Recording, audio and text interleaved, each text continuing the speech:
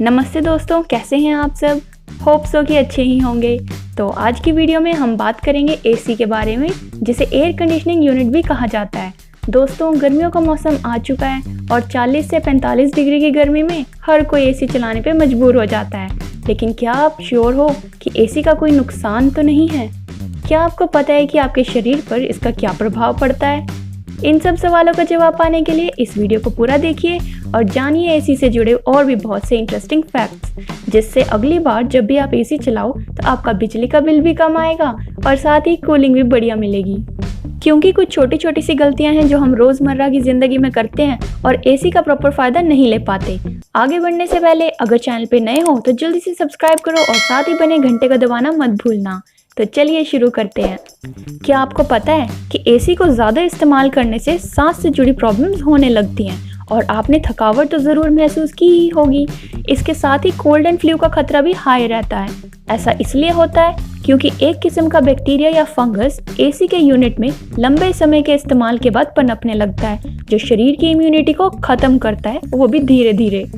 आपने नोट किया होगा कि ज़्यादातर लोग एसी को 16 पे ही चलाते हैं तुरंत कूलिंग अनुभव करने के लिए, लेकिन ये बहुत ही ज़्यादा गलत है। एक तो इससे बिजली ज़्यादा लगती है और दूसरा ये कि अंदर तो शिमला जैसा टेम्परेचर बन जाता है, लेकिन बाहर तो वही सूरज की 40 डिग्री की मार होती है, जिससे अचानक टेम्परेचर बदलने के कारण सिर दर्द या इम्यूनिटी डाउन होने लगती है और साथ ही में हीट स्ट्रोक का खतरा भी बढ़ जाता है।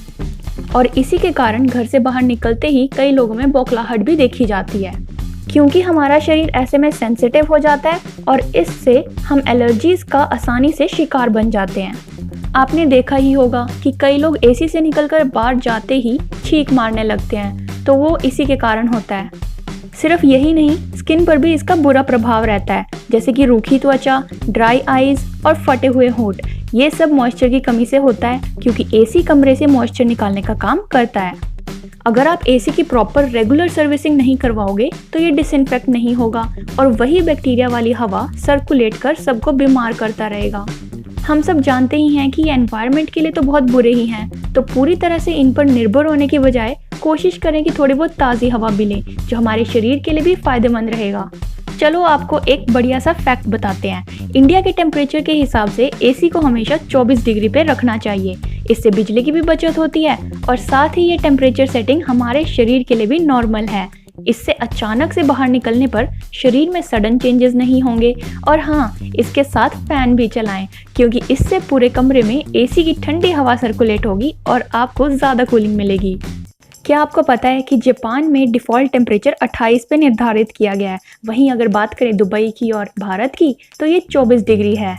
इसी के साथ क्यों ना आपको थोड़ी सी और जानकारी दे दी जाए। दुनिया का सबसे पहला इलेक्ट्रिकल एसी जुलाई 1902 में विलीस कैरियर ने तैयार कर चलाया था। इन्हीं के नाम पर कैरियर कंपनी 1915 में स्टार्ट की गई थी, जिसे आज 105 साल हो चुके हैं। चाहे एसी की जड़ें अमेरिका से निकली हों, लेकिन ये आज के टाइम में हर जगह इस्तेमाल किया जाता है।